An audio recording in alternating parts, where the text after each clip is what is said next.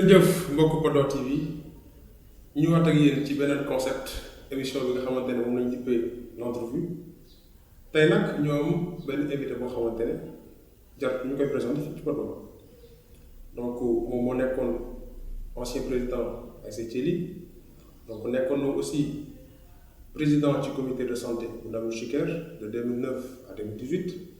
mu nekk aussi ki nga xamante ne mooy président de l'association des musulmans de la Padoa nga xamante ne ñoo gère gestion grande mosquée bu Padoa mu nekk également le président du réseau des acteurs communautaires fii ci Padoa mu nekk aussi ki nga xamante ne mooy le représentant fële ca zone 8C bu Aïssé Thily waaye it mu nekk ki nga xamante ne mooy le président de l'association des parents d'élèves au niveau du lycée Aminata Sow Fall de la Padoa mu nekk ex-lycée Padoa suñu invité tey mooy monsieur Alioune Badara Sène monsieur le président ñu ngi leen di nuyu di la dalal. salaamaaleykum donc maa ngi leen di nuyu di la nuyu mon frère Mohamed Sy donc di nuyu waa Padoa yëpp di nuyu Sénégal yëpp ñuy seetaan yëpp à travers Padoa TV di nuyu aussi tamit seen équipe bi ngeen àndal donc comme ni nga ko waxee donc man la Alioune Badara Sène ci présentation bi. benn kii rek laay indi benn rectificatif à propos de l'association des musulmans je suis le secrétaire général donc de l'association des musulmans donc le président actuel c'est El Hadj Malick Gueye donc instant yi nekk ni Yoro Dieng mooy yor intérim bi donc mun nañ ni le président Yoro Dieng moo nekk président donc c'est le secrétaire général au lieu donc de président. donc secrétaire général. waaw. merci beaucoup monsieur le président donc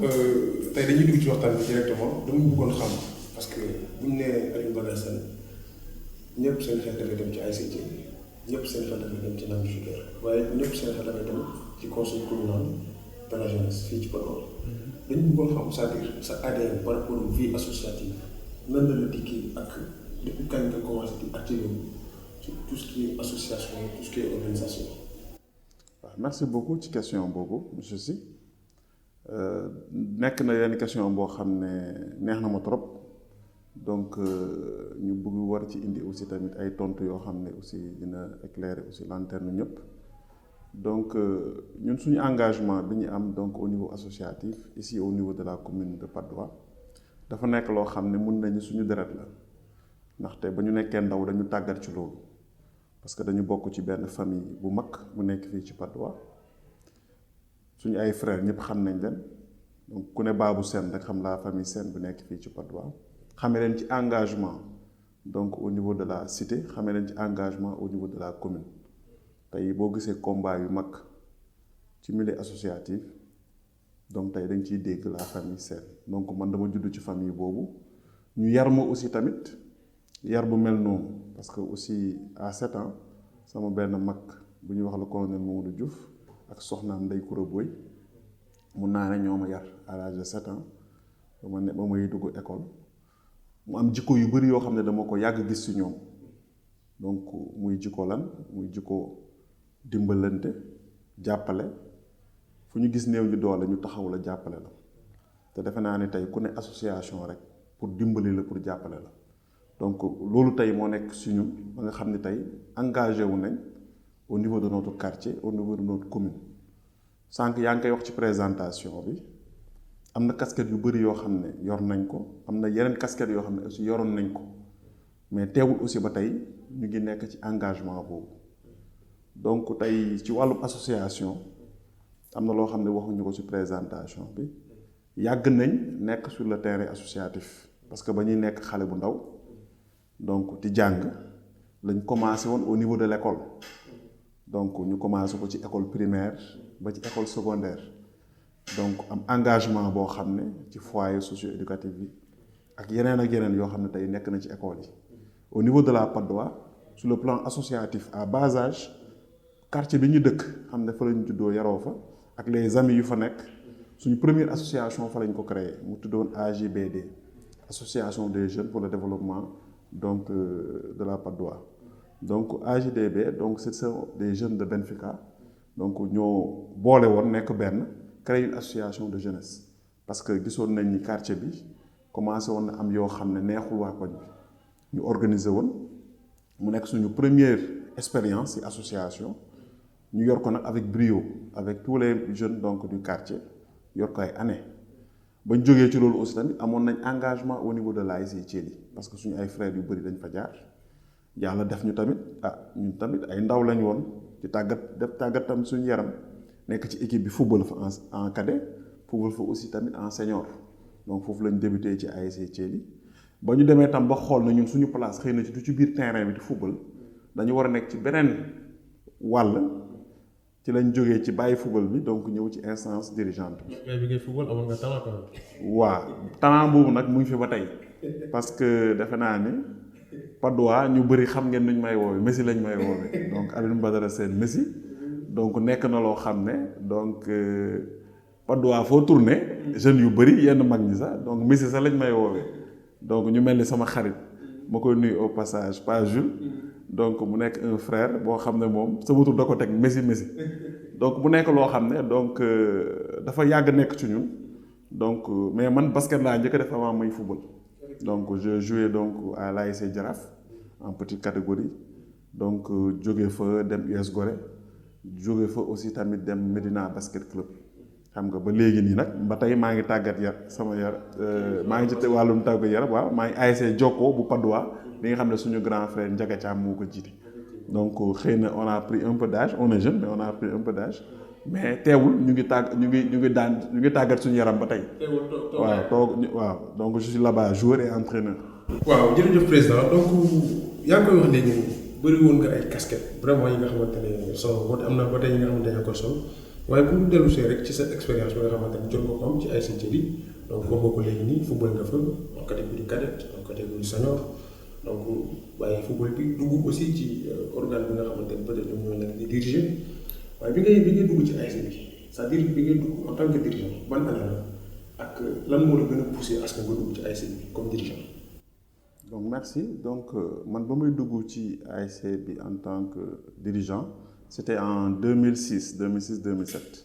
donc je me souviens plus mais entre 2006-2007 là donc avec le président Mamadou Lamine Nachirou donc ma nekk foofu secrétaire général donc yàlla def dafa amoon tamit jàngat boo xam dañ ko defoon parce que période boobu bu nit ñi fàttalikoo bu baax ASC Thiely dafa nekkoon ci ay tolof-tolof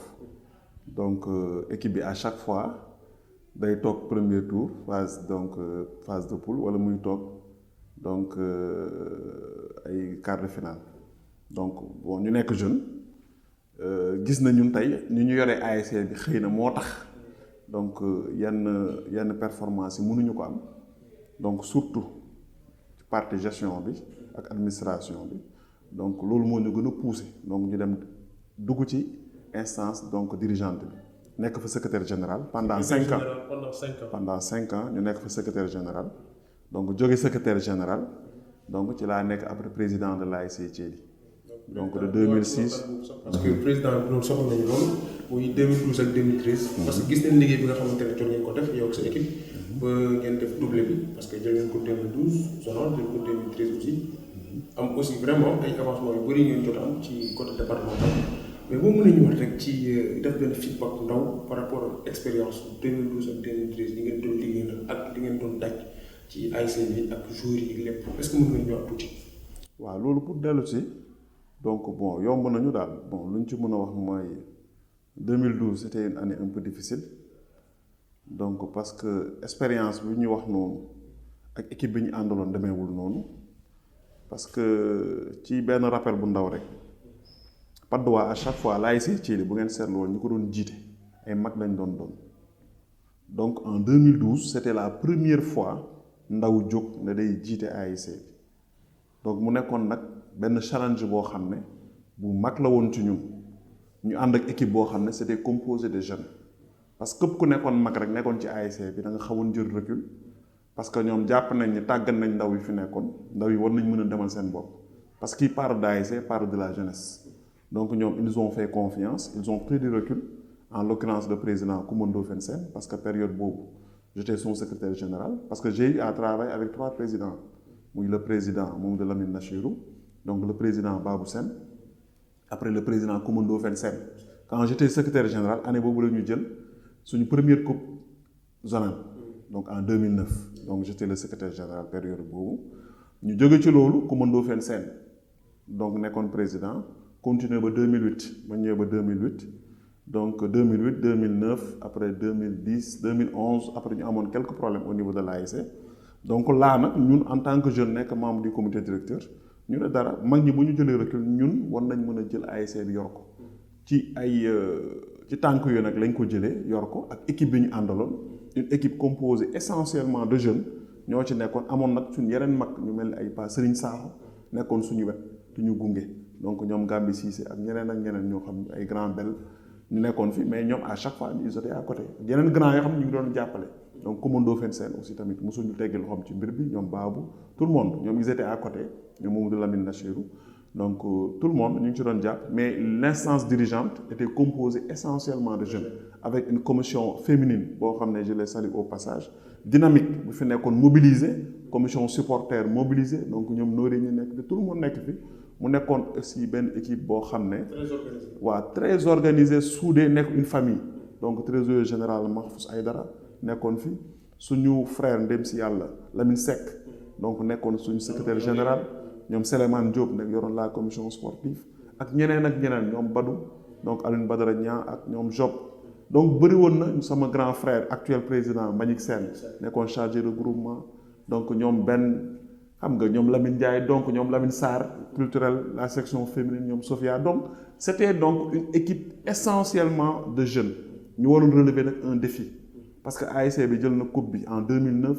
2010 amuñu dara 2011 amuñu dara donc ñu jël jox équipe bi une jeunesse boo xam ne ñenn ñi dañ xooloon ni dañ gis ne tey jeunesse bi amul expérience boo xam ne dina ko yore am na ñoo xam ne ñu doon xaar donc ñu toog premier tour ak yeneen mu nekkoon un grand défi donc là aussi avec l'équipe bi fi nekkoon donc le capitaine Biratal ak ñeneen mu nekk équipe bu solide bu suudewu xam nga donc tout le monde ñëw ñu jàppandoo dem nag yàlla may ñu ndam bu sedd guy waaw jour boobu moom defe naa ni li génn ci ñun sax xamuñu ko waaw keroog lu génn ci ñun y a des gens qui ont toujours des images de ça malheureusement man yenn yoruma ko sax mais c'était plein d'émotions defe naa ni Patte d'Oie période boobu 2012 2013 Patte d'Oie vibré woon na donc ñu ngi doon sentir l'ASC mu ngi doon dund parce que amul benn kër boo xam ne daanañ jouer match buñ fa dugg amul donc ñaan yi même ba ci jumaa ji bu ñuy fubali l'imam day ñëw ñaanal julli ajuma dañuy ñaanal kenn bay la jeunesse tout le monde ñëpp a mobilisé woon toute la population de la Patte d'Oie donc bu ngi woon ñu quoi mobilisation boobu noonu nga xamante ne amoon na au sein de l'ASC peut-être am na fi bataille waaye dañu gis ne entre temps jot na am ay benk ñenke ci ñi nga xamante ne peut-être ñoo jotoo ASC bi donc mënul ñàkk wax nga ko léegi nii bi ko yor en 2012 ak 2013 amul na peut-être ñi nga xamante ne ñu ngi doon xaar ngeen am ay revers dès le premier tour mais yàlla def na sutura ba après ngeen am ndam donc mu nekk un doublé boo xamante ni kenn doon ko fàtte fii ci Patte d'Oie mais entre temps am na jot yu bari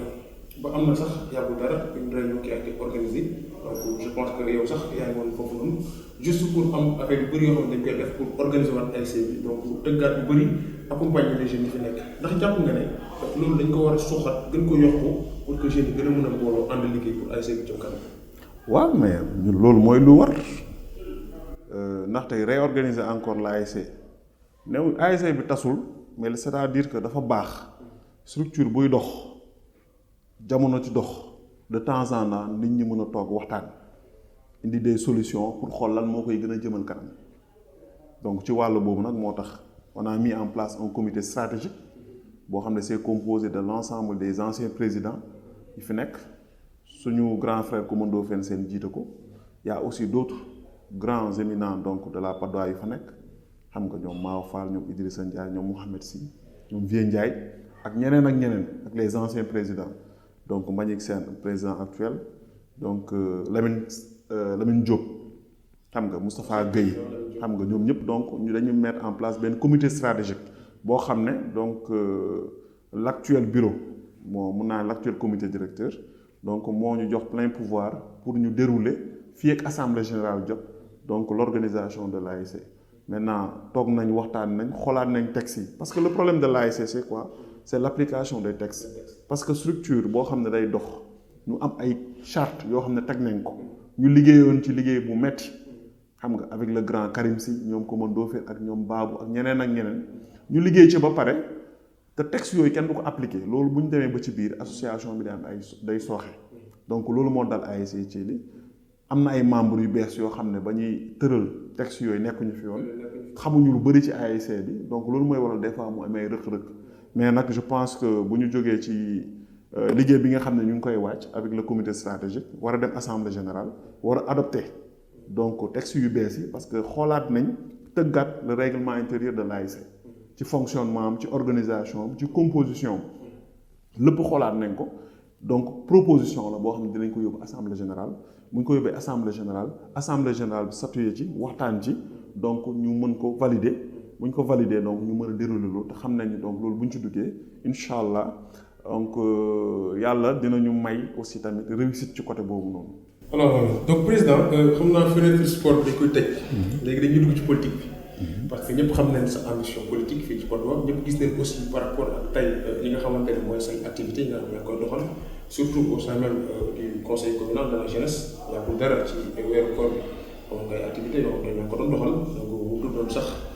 un quartier au ndogu je crois mu nekkoon 5e édition bi par rapport ak loolu noonu waaye it ak sa appartenance politique nga xamante ne mooy APR waaye ak fi nga jógee muy PDS lan mooy lien bi entre transition PDS APR ak sa ambition politique par rapport ak fii ci Patte d'Oie. waaw merci beaucoup donc par rapport ak question bi nga ma laaj ni dama ci indi tuuti leeral ndaxte bon quitté wu ma parti démocratique sénégalais ñëw dugg APR man dama doon militer au niveau du parti démocratique sénégalais avec des frères ñu nekkoon ci yàlla def aussi ñu dem ba xam ne gisatuñ ci suñu bopp ñu jël recul. bañ jëlee recul ñun suñu engagement au niveau de la cité c'est pas politique defe naa ne ku ñu xam boo gisee présentation bi nga xam ne def nañ ko fi wàll bi ci politique am moo ci gën a ndaw ci man li ma jàpp parce que ci présentation bi am na loo jot a wax ndaxte à part le conseil communal de la jeunesse que nous dirigeons mu nekk ci wàllum ndaw yi gis nga au niveau du centre de santé Nabil Choucair yoroon fa comité de santé bi suñu benn frère suñu grand frère donc Diène Farba Sarr que je salue au passage ak ñoom Mara Diouf ñoom Lamine Bassène ñoom madame Dafaxa donc yor léegi tey le comité de développement sanitaire ñu liggéey fi pendant 9 ans nekkoon ci ASC Thiely bi association des parents d'élèves yeneen ak yeneen après nga tudd la le conseiller municipal donc depuis 2014 donc tey suñu engagement associatif loo ëpp tey suñu engagement politique dañuy politique mais ñun dañu jiital askan bi avant tout parce que jëluñu politique def ko métier. mais président boo jiitalee askan wi boo jiital nga politique parce que politique boo koy def foog nga askan wi da koy soxla. waaw donc bu mu waxee noonu c'est-à-dire que dafa am ñoo xam ne dañuy jóg ci politique suba ngoon guddeeg bëccëg. xuñ ci loolu ñun ci lu ñuy dox mooy askan bi la ñuy jiital am ci luñ koy jaarale ci lan lañ ko jaarale mooy tey ci le mouvement associatif. maanaam tey askan bi am na lu mu soxla gox bi am na lu mu soxla à travers structure yu ñu nekk ñuy fexe lu ñuy am pour indi ko tey ci gox bi pour développer gox bi ci wàll yëpp ci wàllum jeunesse ci wàllum éducation ci wàllum santé ci wàll yeneen ak yeneen ak yeneen defe naa ne tey bu ñu fi toogoon ci def ci lim donc suñu ay réalisation en termes d'éducation parce que yaa ngi wax sànq les ndogu mais y a aussi les cours de renforcement que nous donnons depuis 5 ans. ñu ngi jël ay groupe de jeunes di leen defal ay cours de renforcement di leen jàppale ba tey ñu ngi ci am réussite chaque grande vacances depuis 8 ans ñu war a dugg ci 9e année bi ñu ngi jàppale lu toll ni 300 élèves par année yoo xam ne ñu ngi leen di jàppale encadrer leen gratuitement ñoo xam ne laaju leen dërëm laaju seen parent dërëm depuis 9 ans nous le faisons donc mu nekk tey ay mbir yoo xam ne tamit du ma ne tey kenn mënul tey taxaw ne lii wàllum politique moo tax. donc loolu lañ jël jiital ko maintenant nag pour revenir à votre question donc c'est-à-dire que tey lien bi nga ne dafa am donc man mun naa ne amul lien ñun amuñu fu ma toog nii di wax ni amuñu carte APR nous faisons partie de la coalition Benno Bokk Yaakaar nit ñi fa la ñuy defee amalgame parce que ba ñu jógee parti démocratique sénégalais nous avons mis en place benn mouvement donc citoyen mouvement boo xam ne ñu ngi demoon élection locale en 2014 ci bannière les Verts si les gens se souviennent mais avant ñuy demee bannière les verts parce que élection locale pour bokk ci période boobu léegi changé na ci élection yi ñu war a jëm ni pour bokkoon ci foog nga am parti politique bu la parrainé mun naa ko wax noonu parce que foog nga am këyitu parti politique.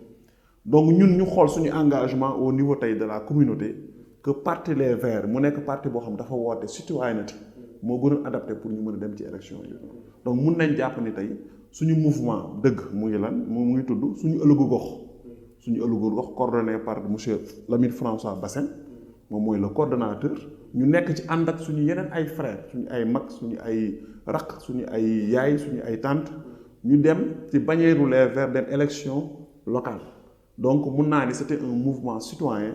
donc composé de personnalités yu jóge ci ay horizons divers donc ba ñu jógee ci loolu nag le président Macky Sall woo ñu ci liggéey dans la coalition Benno Bokk Yaakaar am ñoo xam ne gis nañ seen bopp parce que am na fi tey au niveau de la Patte d'Oie ay leaders yoo xam ne ñu ngi fi di liggéey le président Macky Sall ñooñu nga xam ne tey gox bi kese leen ñor ñoo bokk combat muy ku mel ni le ministre Aminata Sow bi nga xam ne mooy délégation générale donc solidarité nationale ak protection sociale solidarité nationale kooku tey ba mu fi nekkee mu wooñu ñu liggéey donc depuis lors la ñu ñëw dugg ci coalition bi di ànd ak ñoom di liggéey. mais président xam nga aussi askan wi parfois ñoom am nañu détails yoo xam ne duñ ko xam. donc peut-être ci ay leeral bu fekkente ne da nga jógee ci benn parti parce que da ngay dem ba jàpp ne peut-être ni ñu doon doxalee wala gisoo sa bopp comme ni ko waxee sànq gisoo wala noonu seen bopp ba tax ngeen am na le président Macky Sall di liggéey moom kon mën nañ jàpp ne dafa am phase de transition da ngeen jógee ci benn parti ngeen dem ànd di liggéey ak moom même bu ngeen amul carte pour militer donc da ngeen ànd ak moom di liggéey donc dans le principe moom ngeen àndal. waaw mais je pense que c'est ça que j'ai dit dama ne donc ñun dañu nekk dans le cadre d'une coalition muy la coalition Benno Bokk Yaakaar dañ ci nekk membre mais la coalition Benno Bokk Yaakaar dafa am ay composantes au niveau de la commune tey boo fi ñëwee y a l'APR dañ ci bokk y a l'AFP y a d'autres partis yoo xam ne tey dañ ci bokk ak d'autres mouvements yoo xam ne tey ñoo ci bokk donc ñun ci loolu lañ duggee tey ci coalition Benno Bokk Yaakaar. à travers notre mouvement. à travers notre mouvement c'est pas tout le mouvement moo dugg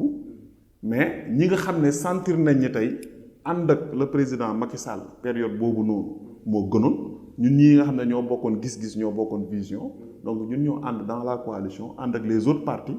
pour liggéey donc pour le président Macky Sall donc depuis bi nga xam ne tey woo nañu donc ci liggéey boobu à travers ses responsables yi nga xam ne ñu ngi fii tey ci commune. pour 2024 est-ce que da ngay jàppale Macky Sall pour nga représenter pour troisième candidature.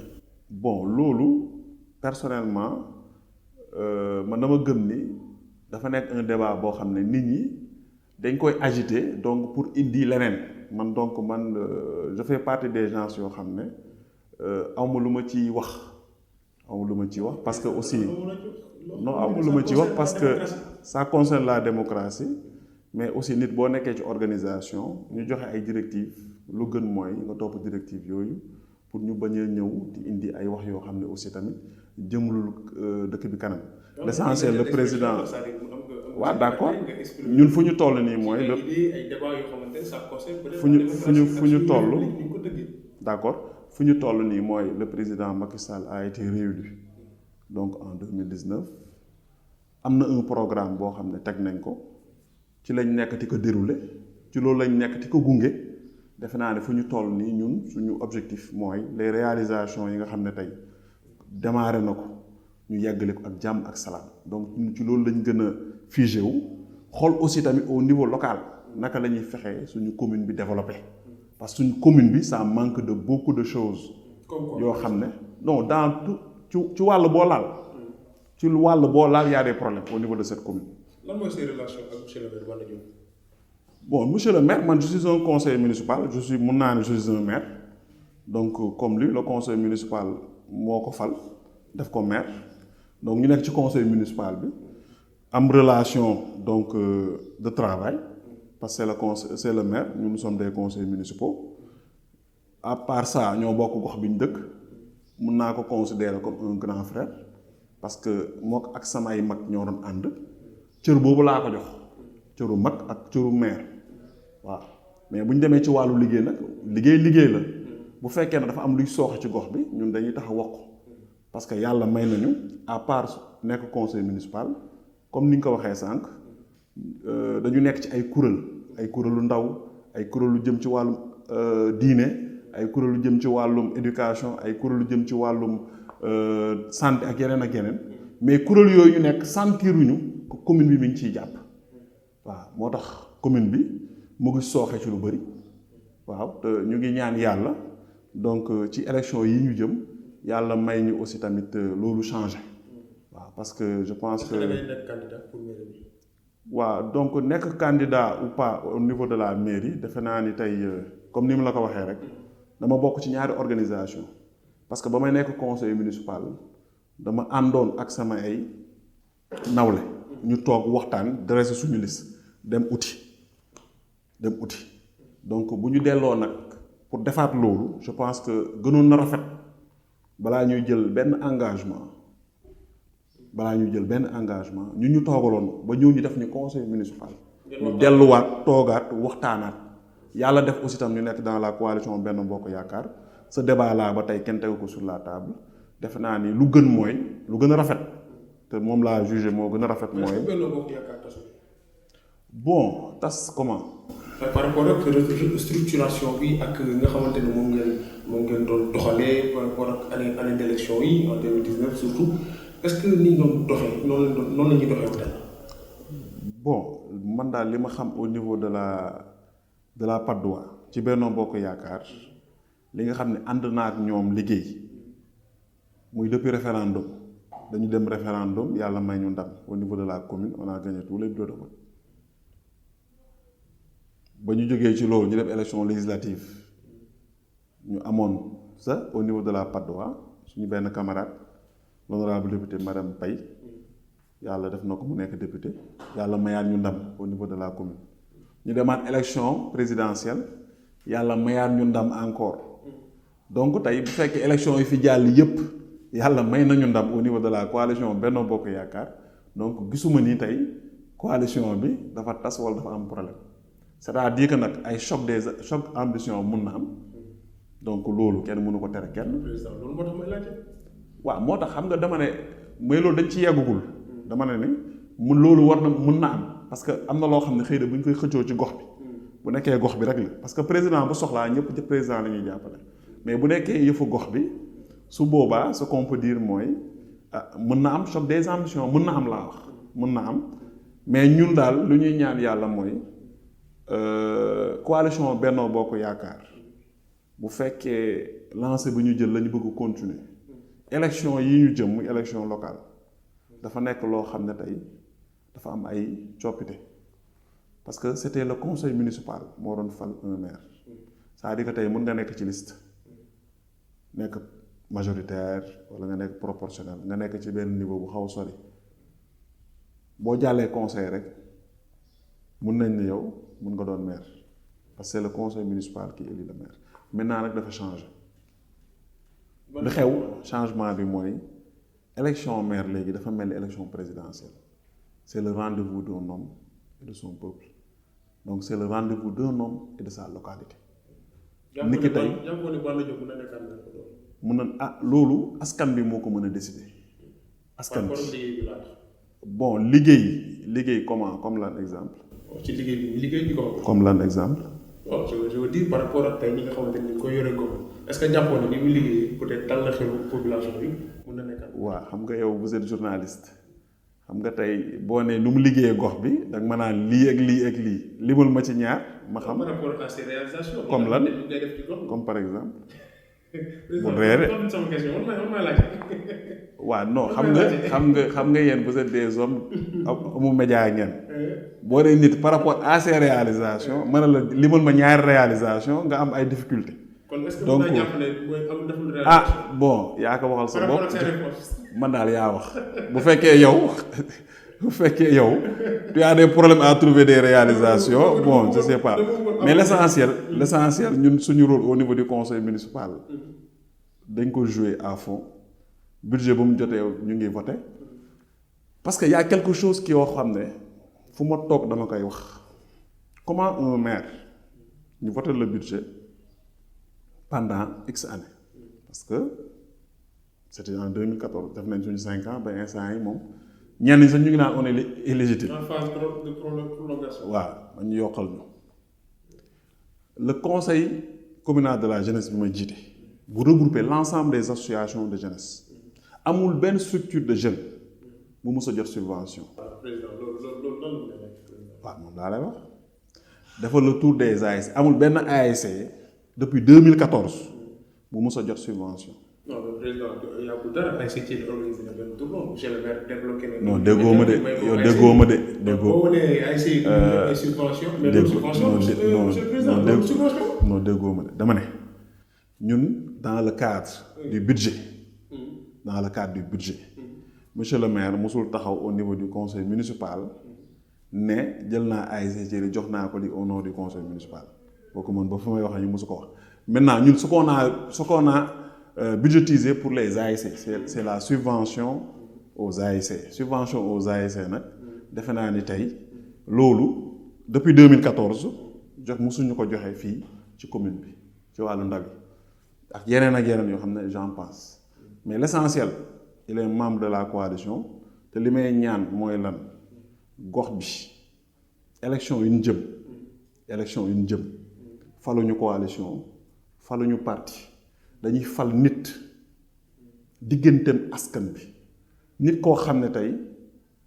am nañ yaakaar boo xam ne buñ ko dénkee suñu gox dina yemale ñëpp dina boole ñëpp liggéeyal askan bi nekk mindaanu askan bi du ko ñenn te waxee. nekk à l'écoute donc des populations. est-ce que nekkul di ko def actuellement. donc pour gën a yokk rek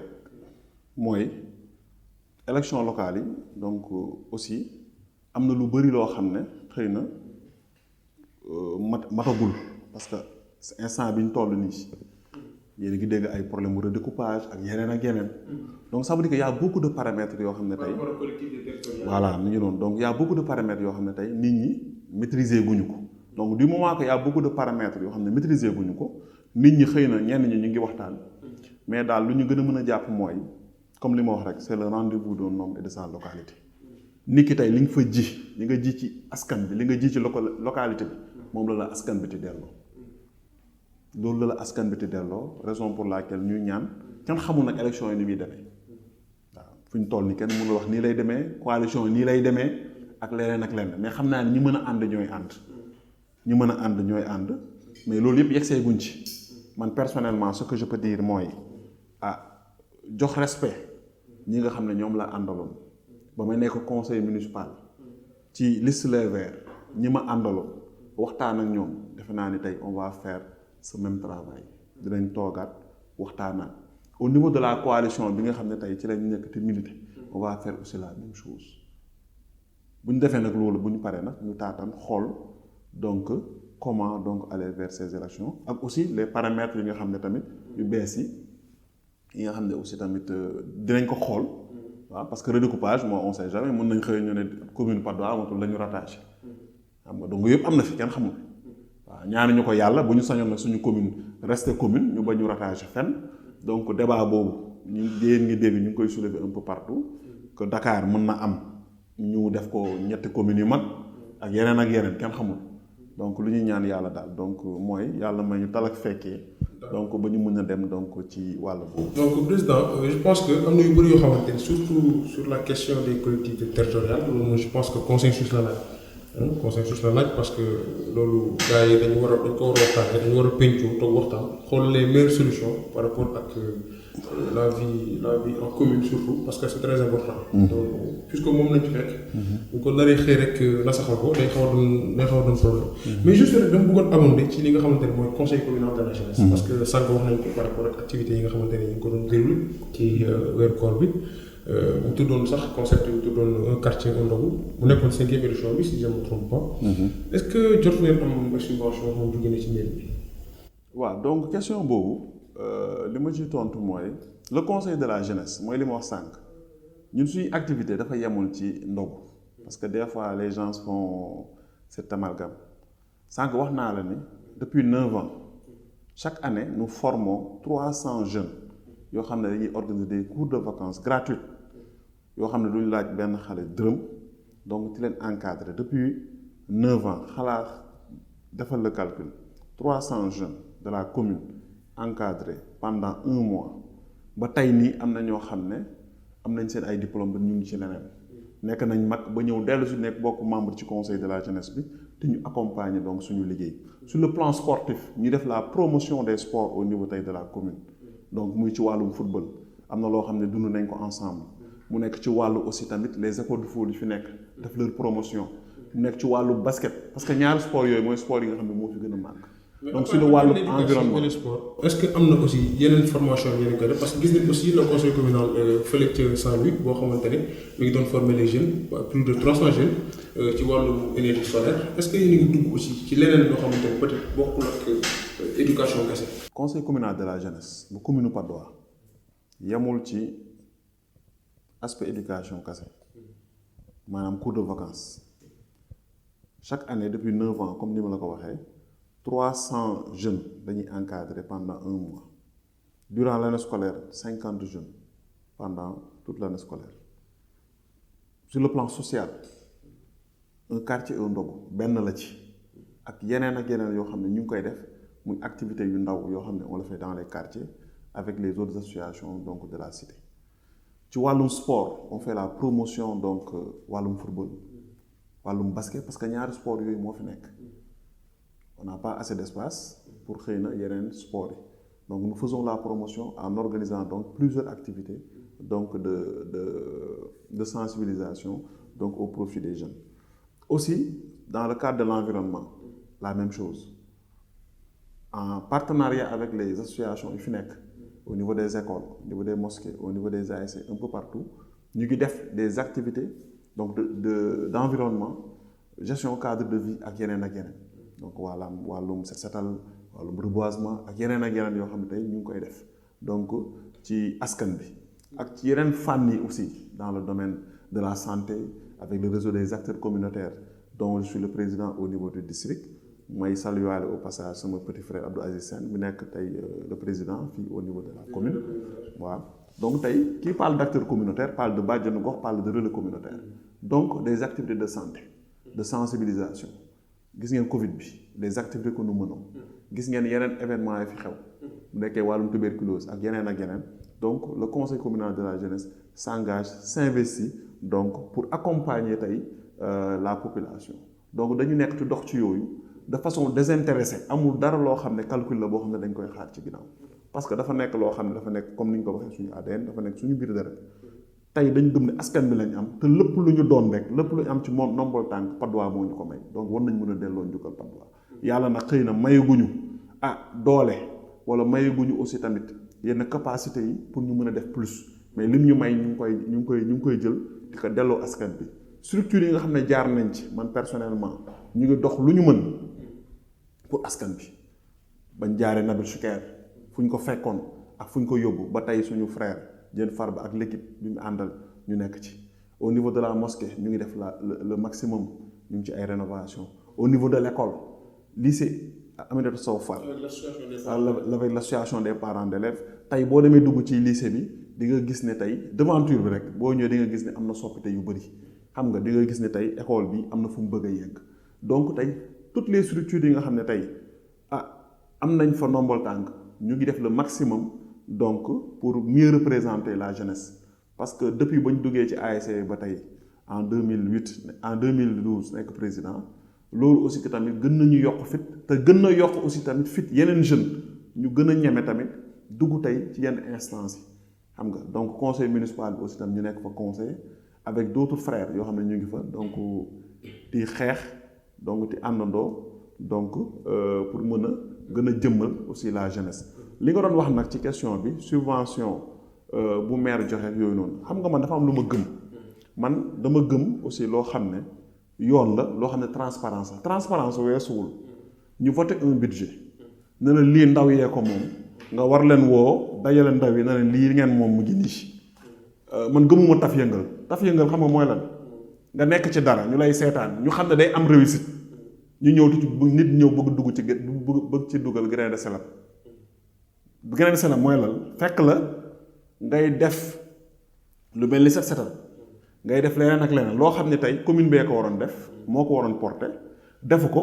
ñu gis ne ndaw yeen koy def ñu ngi ciy am réussite nga ñëw indi ay butéelu ndox wala nga ñëw indi une participation fekk leen ci naam buñ la ko joxee dañuy jël de parce que dañ ne lii askan bee ko moom mais da nga koy def pour photo wu après génnee ko naan woy ba ñu def naa donc loolu man taf yëngal laa ko woote laa koy woowee te ñun loolu dafa nekk loo xam ne man gëmuma ko ñun mënuñu nekk ci dara pendant des années kenn mësuñu ñu fekk nga xaar un bon jour nga nekk ci dara ñu ñëw yónni ay nit man la maire maa ngi moom tegoowuñu loxo ci dara waaw ay nit lay yónni ñuy ñëw xam nga di wax mais lu ci nit wax moom naa la waaw noppi lu askan bi nag moom lu war a jëm ci ndaw yi ci activité yiy def bu jógee ci commune bi ñëw ñun nous serons preneurs. parce que ñun ñoo ko est-ce que temps may na ko peut-être muy nekk di gisante ak yéen di toog di waxtaan ci commune bi peut-être moom dina am ay émissaires yoo xamante ne c'est pour rencontrer association yi nga xamante ne ñoo nekk ci zone bi. li ma la mën a wax mooy la commune premier partenaire en matière de jeunesse ça doit être le conseil communal de la jeunesse. est-ce que kon yéen a ngi ànd. waaw moom laa lay wax donc son premier partenaire donc dafa war a nekk le conseil ci wàllum jeunesse dafa war a nekk le conseil communal de la jeunesse donc def nañ courrier def nañ leneen ak leneen donc ñoom bu fekkee defuñu tànk fekk suñu parce que ñun def nañ loolu on a fait le premier pas wax nañ au niveau du conseil municipal ñu ngi wax bind nañ courrier def nañ ay activité ak yeneen mais dañu ne ñun suñu combat xam nga lan la dañu bëgg ndaw yi lu ñu moom commune bi voté ko conseiller bi voté ko loolu ñu yëkkati ko jox ko ndaw yi mais neewuñu nit ñi nekk ci dara nga ñëw pour am visibilité ci loolu nga dem jëli ay moyens yoo xam ne xamuñ fu ñu ko jëlee parce que communication boobu defoo ko ci conseil municipal bi xëy na sa yëfu bopp la de façon personnelle nga dem dugal ca dara pour ñëw taxaw photo wu ne maa def lii wala maa joxe ci lii nekkul par rapport ak mairie bi ak. non moom laa lay wax ne dama ne en tant que conseiller municipal ci li ma yëg man nekk conseil municipal ñu voté un budget ba tey man gisuma loo xam ne commune bi yëkkati na ko au nom du conseil municipal dem joxe ko. ba pare ñu ñëw rendre ñu ci compte. mais est-ce que conseil municipal ñu ngi validé tamit par rapport ak yi nga xamante ne moo concerné la jeunesse. waaw dégg nga li ma la wax par rapport à la jeunesse le code des collectivités locales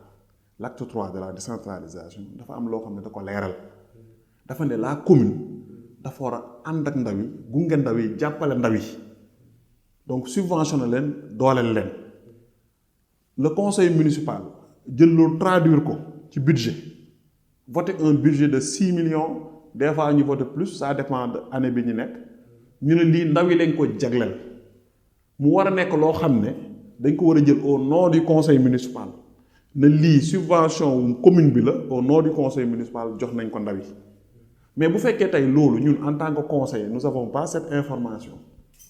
que nit ki tey jékki-jékki dégg na dara xew na yow xamoon na ñi ngi deful xaar ba nit ñi nekk ci dara muy am succès nga ñëw bëgg fa feeñ taf yëngal laa koy woowee. donc dañ koy yemale foofu xam naa monsieur le président waxtaan bi neexoon na trop waaye temps bi daf ñu xaw xoj dañ lay bàyyi rek nga sànni sa dernier mot boo xam message aussi booy lancer les jeunes puisque yaa jiite conseil communal de la jeunesse waaye it par rapport ak ñi nga xamante ne ñu doon seetaan ci émission bi di l'entrevue. waaw donc merci beaucoup donc monsieur Sy ñu ngi lay jaajëfal donc ci invitation bi donc di leen ñaanal yàlla yàgg waa Patte d'Oie TV. donc ak ki nga xam ne tey mooy njiit bi donc monsieur Ousmane Mboup ak équipe am yëpp di leen ñaanal yàlla màggal donc seen télé bi yàgg naa ko wax nekk na loo xam ne c'est une fierté pour la Patte d'Oie donc ay ndaw man moo gisee ay ndaw nekk ci dara je suis fier waaw parce que dama koy xoolee sama bopp waaw je suis fier dama koy xoolee sama bopp donc raison pour laquelle lañ leen di jaajëfal donc di sant tous les membres du conseil communal de la jeunesse. bi nga xam ne moom laa jiite ci seen engagement seen détermination seen sincérité suñu ànd bi di sant di gërëm aussi marraine conseil communal de la jeunesse bi muy le ministre Aminata Sow xam nga donc di ko sant di ko gërëm di ko ñaanal yàlla taxaw ko dimbali ko ci mission bi nga xam ne président de la République jox na ko parce que yàlla dafa def ñun ba ñu nekkee ti jooy autorité moom dafa ñëw nekk suñu wet te ñu jàppale te xaaru ci dara en retour donc loolu ñu koy sant di ko gërëm di ko jaajëfal mënuñu fi nekk nag wax lépp ci moom mais l'essentiel ñu ngi koy jox suñu ñaan ak suñu jaajëfal di sant population Patte d'Oie yëpp suñu famille suñu ay frères suñu ay mag suñu ay dëkkandoo képp ku yeewoo Patte d'Oie ñu ngi lay sant di la gërëm donc ci engagement bi nga xam ne am nga ko suñu wet parce que gis neen cofeel bi nga xam ne nit ñi am nañ ko ci ñun gis neen cofeel bi nga xam ne ak yéene bi nga xam ne nit ñi am nañ ko ci ñun ñu ngi koy sentir ASC bi ñu ngi ci mës a partagé yëpp di leen sant réseau des acteurs communautaires l'association des musulmans de la Patte d'Oie nekk ci jumaa Patte d'Oie bi depuis des années suñu ay papa sanc ko sanc jumaa ji yor gestion bi ñu nekk ndaw bokk ci ñuy ñaan tamit la jeunesse mu ñëw approché wu ci jumaa ji parce que nit ñi dañuy fàtte benn mbir foog nañ ñu jullit mooy dem jumaa yóbbu basan julli mais defe naa ni tey jumaa Patte d'Oie am na nu mu doon mel kenn du fa ñëw te julli donc il y a un comité de gestion qui est là-bas mooy l'association des musulmans dirigé par le président El Hadj Malick Gueye boo xam ne ay millions la jël def ko ci jumaa ji tey le vice-président Yoro Dieng ñëw nekk tey yor intérim bi ñuy ànd en parfaite collaboration avec ñeneen suñu ay ñoom ñoom yaa mbaajo ñoom ñeneen ñëpp di ci bokk daal ci def liggéey bu mucc ajib ci jumaa ji gis tey bu ngeen duggee ci biir jumaa bi defe naa ne mos ngeen ci def benn reportage xool ci biir xam nga xool tey coppite yi nga xam ne ñu ngi koy def travaux yi fi nekk donc képp kuy jullit dëkk Patte d'Oie tey ñu ngi lay ñaan tey nga jël sa loxo nga dugal ko ci jumaa ji dugal aussi sa loxo ci suñu école bii jàngal na ay doomu Patte d'Oie yu bëri tey école bi état bi mu yor defe naa ne tey neexul kenn bu ñu sañoon mu nekk école boo xam ne day nekk école bu mag mais nag l'association des parents d'élèves ak aussi le proviseur que je salue au passage madame Camara engagement am détermination équipe am na fu ñu bëgg a yóbbu école bi defe naa ni tey képp kuy élève foofu noonu tey képp kuy parent d'élève foofu tey yaa ngi gis avancement bi sur le plan pédagogique ak yeneen yi le réseau des acteurs communautaires ñoom tamit ñu leen di sant bàjjanu gox yi xam ne suñu yaay day taggi daa faxa moo jiite bàjjan yi Aziz jiite les relais communautaires ñu leen di sant leen gërëm le comité de santé ñoom Diène Farba Mara Diouf Lamine François Bassène ñoom Mafou Aydara donc ñi ci nekk ñëpp donc ci leen sant leen gërëm ci flambeau bi nga xam ne jël nañ ko donc ci continuer liggéey bi ba tey Nabi Choucair tey boo fa duggee da ngay foog ne yaa ngi ci clinique privée donc mu nekk liggéey bu mucc aj boo xam ne ñu ngi koy def suñu frère sama grand frère Mbagnick Sène ñi nga xam ne tey mooy l'actuel président de l'ASC Thiely gis nañ tey performance yi nga xam ne tey mu ngi koy def tey ci biir ASC Thiely donc di ko sant moom aussi tamit à travers lui sant tous les membres de l'ASC Thiely defe naa bu ñu fi nekkee ti lim di leen juum non di leen juum mais l'essentiel am nañ kontaante incha allah du nga donc bu ñu fi nekkee di leen daal day bëri mais daal am nañ kontaante te aussi ti renouveler aussi tamit suñu ànd ak yéen Patte d'Oie TV donc vous êtes nos frères gox bi ñoo ko bokk donc bu ñu sañoon yu mel nii donc n'hésitez même pas parce que je pense que émission bi xëy na ni ñu ko defee concept bi maa ngi koy rafetlu mais comme dañu bëri casquette mënuñu wax ci bu nekk lu bëri mais rek di rappeler waat tout le monde xam nga le maire ñu koy wax aussi jeunesse bi donc am na lu mu soxla commune bi yor na ko nañ ko jox nu mu gën a rafetee xam nga donc c'est notre grand frère cër boobu jox nañ ko mais aussi ñun suñu rôle mooy lan bu ñu gisee des manquements en tant que conseil municipal ak en tant que aussi beneen kii donc ñun rafet na tamit donc ñu gën ko ñaax donc ci sant ñëpp di gërëm ñëpp. donc je vous remercie président Alioune Badara Sène donc mbokk yéen a ko gisandoo mu nekkoon numéro di l'émission l'entrevue tey ñu ko doon dalal dégg ngeen ko waxtaan bi am na solo lool waaye dina am yeneen numéro yoo xamante ni ñëw donc dañ leen jox dig daj rek ci yéen ñi nga xamante ni war na ñëw di leen jaajëfal bu baax.